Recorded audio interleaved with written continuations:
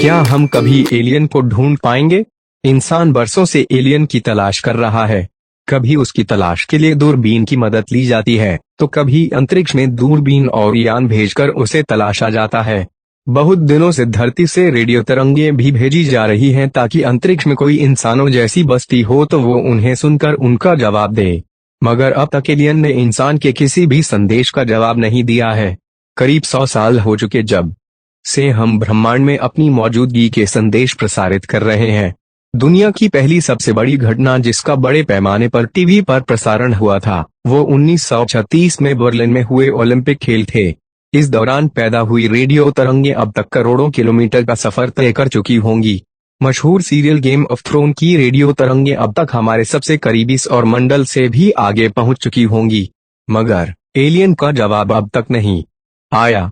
आखिर क्यों? इसकी कई वजह हो सकती हैं। हो सकता है कि जैसा हम सोच रहे हों वैसे एलियन ब्रह्मांड में हो ही न, या इतनी दूर हों कि उन तक अभी धरती से निकले रेडियो संदेश पहुंचे ही नहीं हो, या फिर ब्रह्मांड के किसी और कोने में जो जीवन हो वो अभी कीटाणु के दर्जे से आगे न बढ़ा हो। अंतरिक्ष में एलियन की तलाश में जुटी संस्था SETI यानी search for extra terrestrial intelligence से जुड़े सेठ शोस्टाक कहते हैं कि हमने एलियन के बहुत सारे रूप फिल्मों में देखे हैं, इसलिए उनकी एक खास तस्वीर हमारे जहन में बन गई है। मगर हो सकता है कि अगर उनका संदेश आए भी तो वो वैसे न हो जैसा हमने सोच रखा हो। एलियन तलाशने वाली संस्था SETI कुछ रेडियो दूरबीनों की मदद से अंतरिक्ष में एलियन के संदेश सुनने की कोशिश करती है, खास तौर से उन जगहों पर जहां अंतरिक्ष यानों ने नए ग्रह की संभावना जताई है।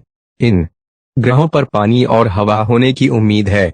दिक्कत यह है कि मशीनी एलियन को रहने के लिए पानी और हवा की जरूरत ही नहीं।